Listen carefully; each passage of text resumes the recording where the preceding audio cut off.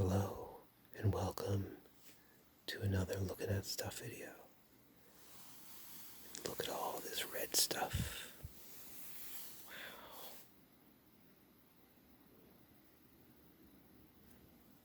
Oops. Okay. So, you got red on you. I am not here to talk about the color red. I am here to talk about a book I have not read.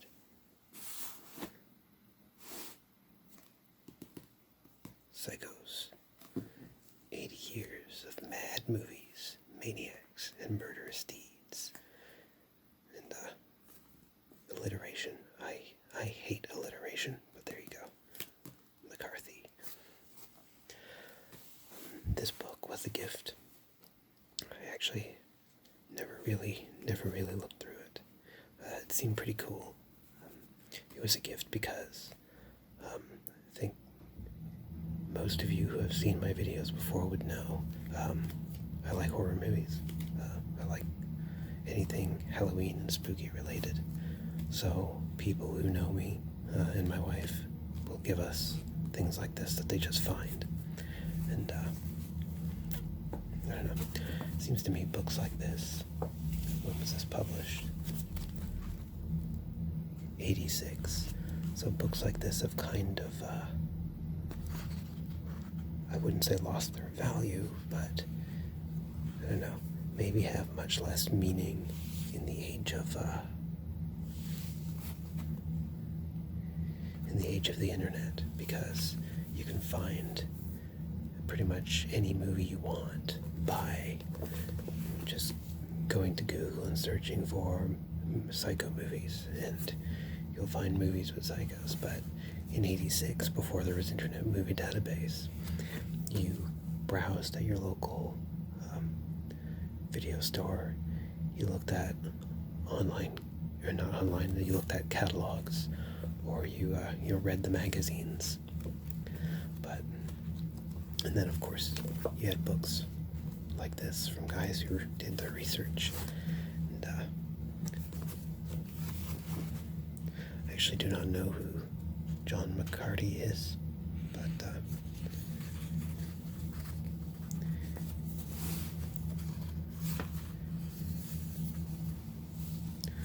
so let's see the chapters.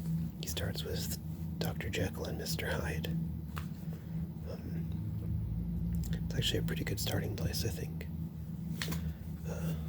Jack the Ripper, master fiends, assassins, and other crazies.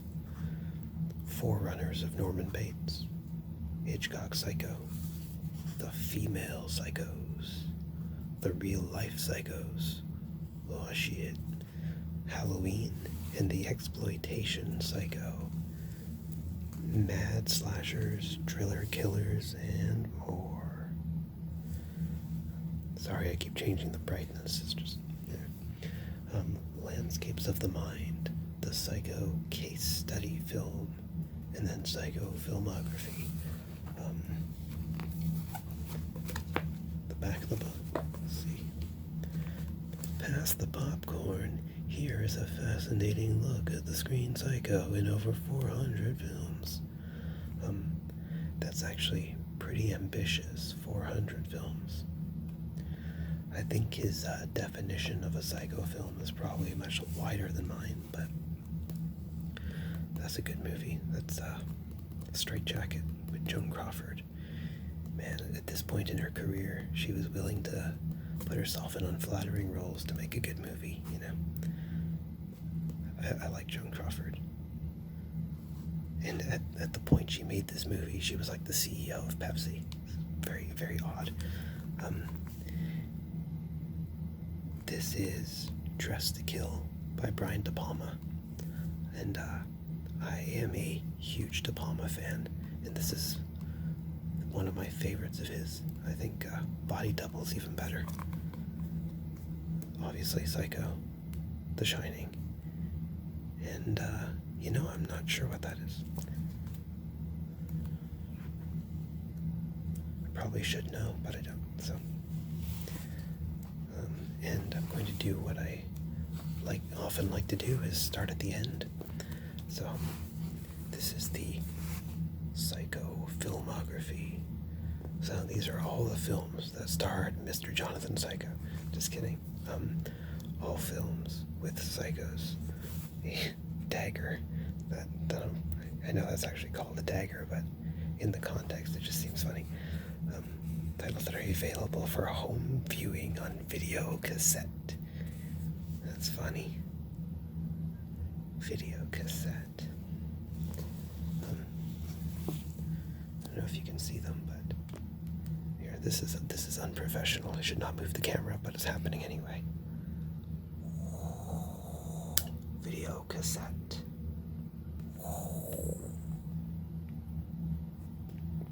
Alright, professionalism resumed. So, why did I start at the end? Because I just wanted to look at the full range of the films he's going to be covering. This entry starts way back in 1915 with Trilby. Trilby, probably not a significant name to most people, but it's the novel, I believe, by Daphne du Maurier, or the other du Maurier, I don't know, from which the movie Svengali was derived, and directed by Maurice Tourneur, who was Jacques Tourneur's father. Then next, Cabinet of Dr. Caligari, of course. The original, the first feature-length horror movie.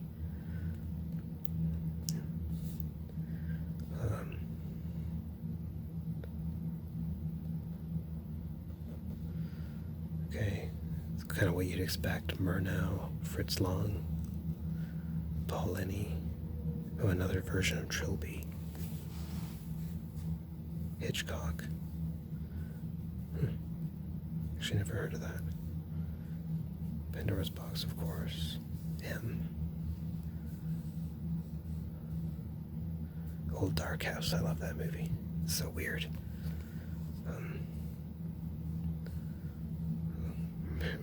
Murders in the Zoo. Mystery of the Wax Museum. 1933 is actually shot in 2-strip Technicolor. Kind of an odd curiosity. Anyway.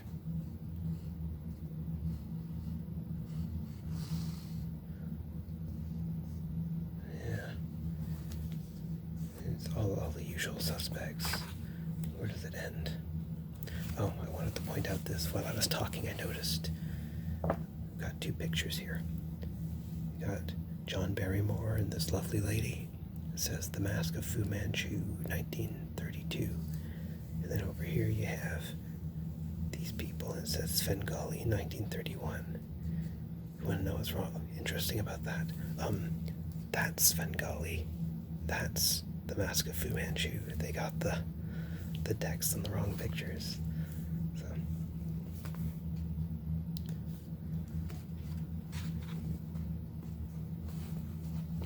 Hangover Square, that is an interesting film. Very kind of obscure. Spiral Staircase. It's by from the same director, actually.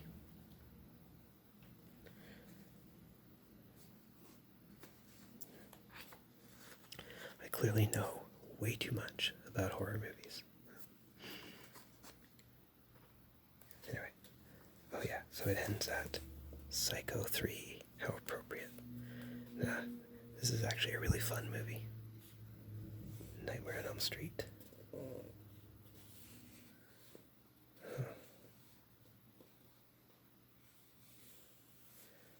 Man, some interesting choices in here. Angel, really. King of comedy. I mean, I know it's Scorsese and all, but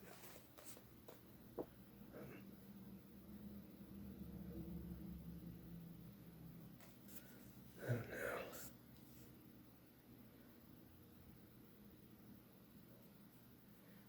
The story of Jim Jones. I mean, I guess he is a psycho, but it's just an odd choice.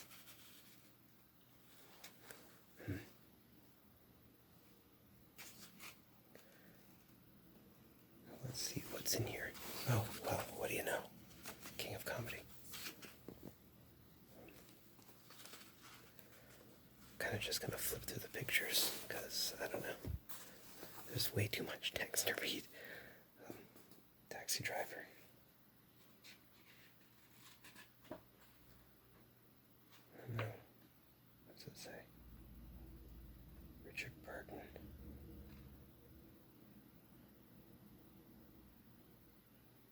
It doesn't say what film it is. Just Richard Burton.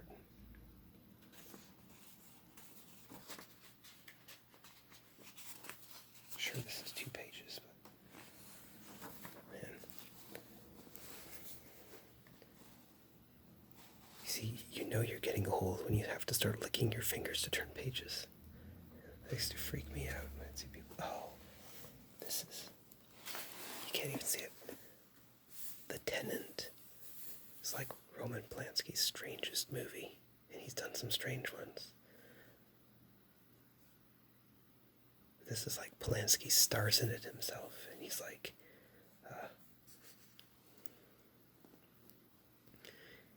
he's this kind of meek guy who moves into an apartment, and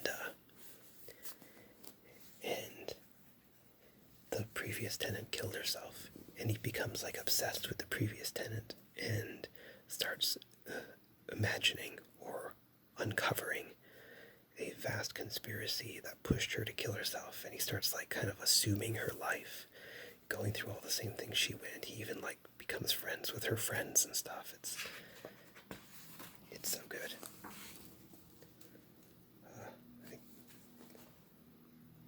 Yeah, this is the Tenant still, Melvin Douglas.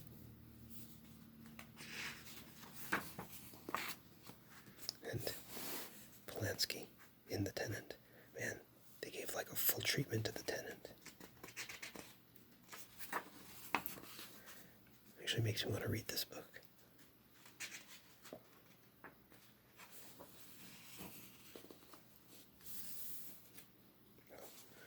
It was under the theme of the self-destructive psycho.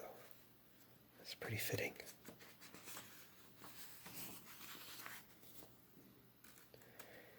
You know, sometimes I'd look at these kind of picture books on movies, and I think they're probably going to be pretty shallow, mostly focusing on the images or kind of some glib lines about the various films, but it actually seems like it's pretty high-quality essays.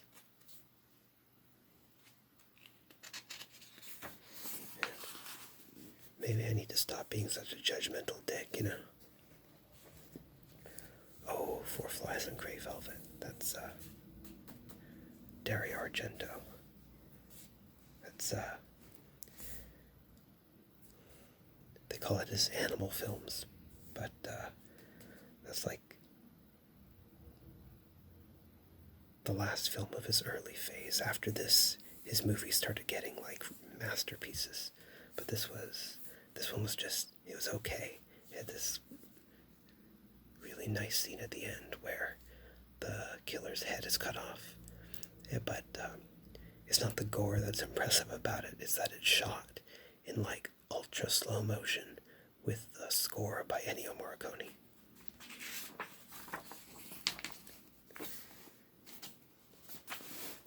Deep Red. That used to be my favorite Argento, but I think I prefer Tenebrae now. Blood and Black Lace, Mario Bava. Yeah, so they're talking about giallo movies, so they have to talk about Argento and Bava. Yeah, obviously.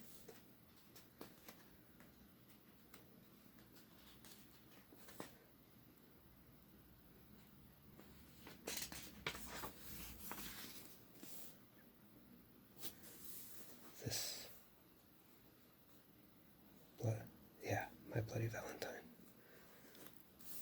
What's his name? Warden.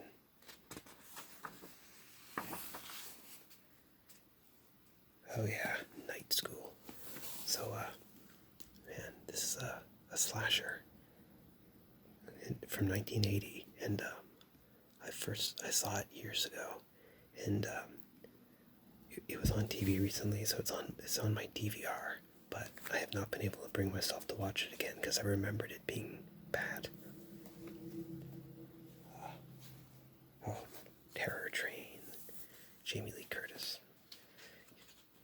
watch a slasher from the 80s with Jamie Lee Curtis, you know it's going to be good.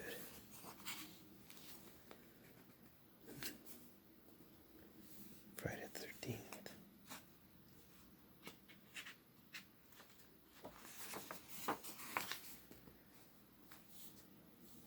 There she is. I shot him 6 times.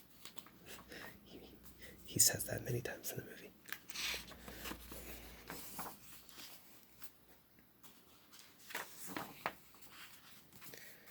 Michael Myers. He was so good as Austin Powers.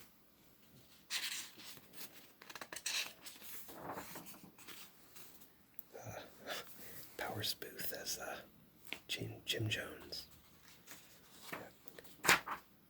Very, very good performance, but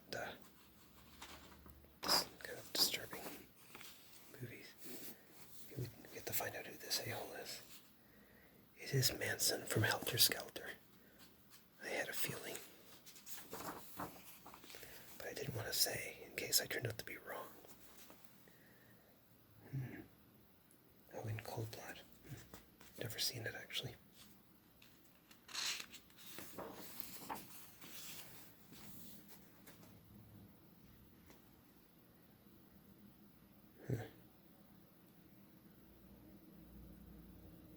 Helter Skelter again.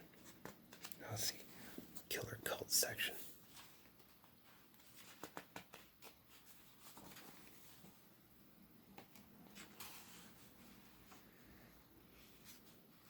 Compulsion.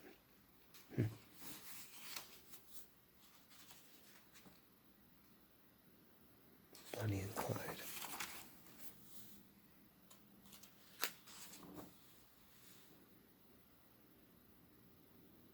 All right, targets. Best part of this movie is Boris Karloff playing himself, more or less.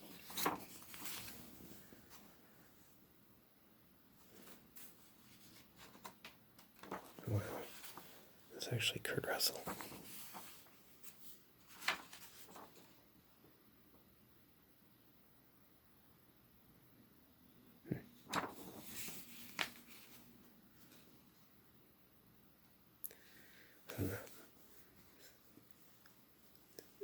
This is a Bob Fosse movie.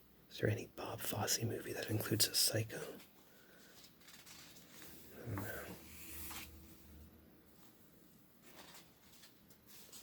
Skip along a little.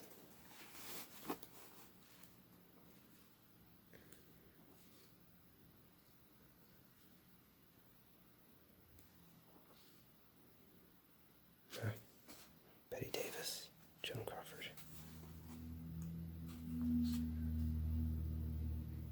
They had a name for the Betty Davis, Joan Crawford movies. Kind of a bit of an offensive name for those old lady thrillers, but I forget what it was. Oh, well.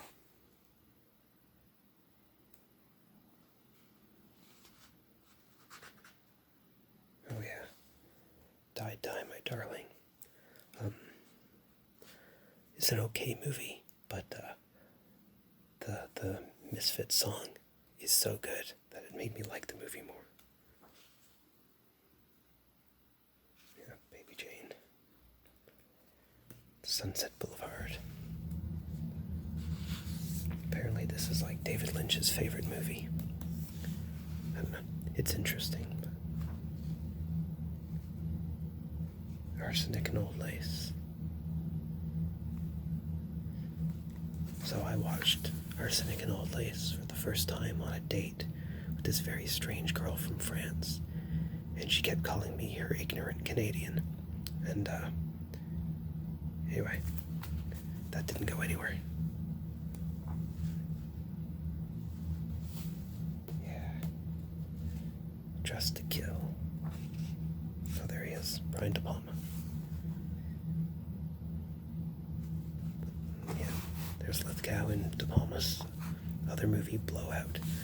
Blowout is so good. That's the one where John Travolta is like a sound man, And while he's recording sound effects for, Foley artists, he's recording sounds for a horror movie, a cheap horror movie, and he captures what he thinks is a murder on sound, and he obsessively investigates it, and things don't really go well, as is usually the case in psycho thrillers.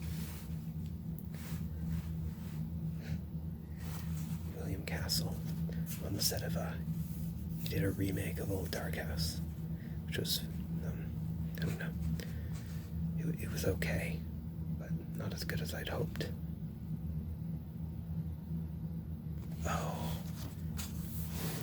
this is a Hammer psycho thriller that was meant to kind of be like riding on Psycho's coattails, and it's called Paranoia, and it stars Oliver Reed, and the killer wears this creepy as shit mask. It's such a good movie. Hardly anyone ever talks about it.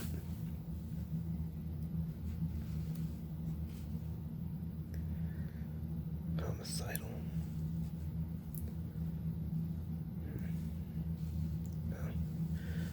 Norman Bates. I kind of did the angle of the camera weird this time. I was trying to do something different, but I think, I don't know. I was being artsy. I kind of regret it now. Stacy Keach and Jamie Lee Curtis in, what was it? Road Games. Yeah. Again, you got a thriller or slasher from the 80s with Jamie Lee Curtis. It's good.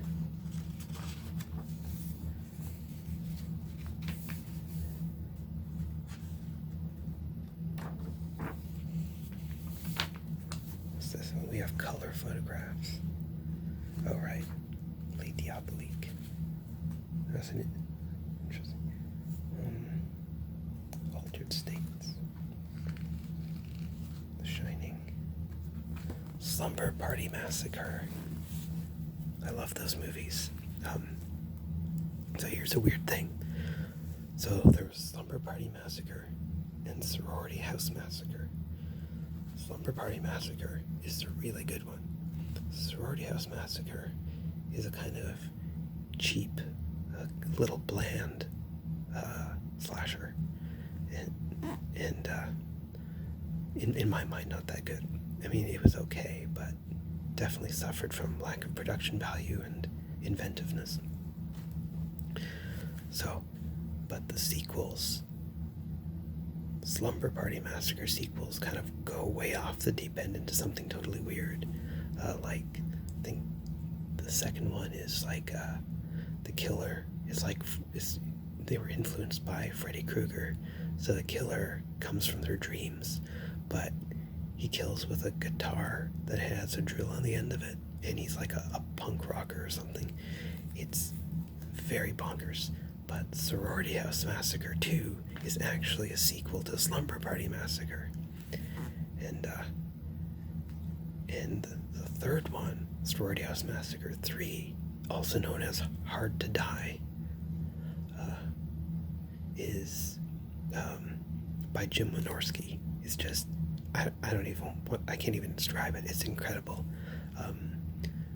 You just gotta see it to believe it. It's like a bunch of lingerie models are trapped in a high-rise by a supernatural force that is trying to murder them, and the janitor is this guy named Orville Ketchum, who eats raw meat, but he looks like a serial killer, and he doesn't talk, so they think he's the killer, but he's actually trying to save them, and machine guns show up, and it is bonkers. But go, if you can find it, watch it. The Burning. Some people really love this movie. They say it's like one of the best after Friday the 13th, and I did not like it at all. Oh, another one I didn't like, Magic with Anthony Hopkins.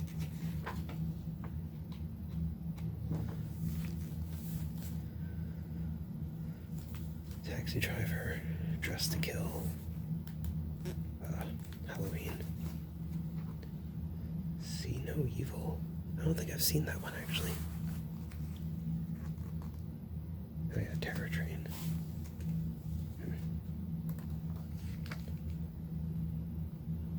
Yeah. Interesting. Alright, well. Coming up on time, so I'm going to flip now.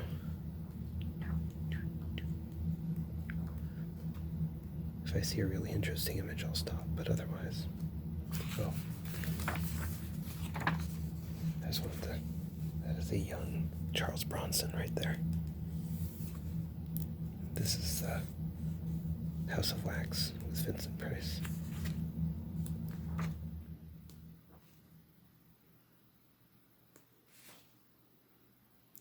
Oh yeah, Most Dangerous Game.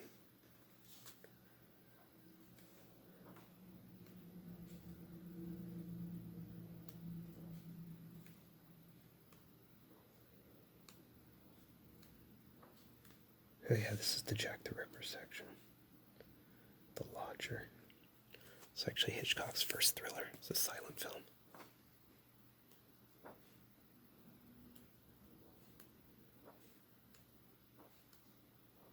And I guess we're in the Dr. Jekyll section now.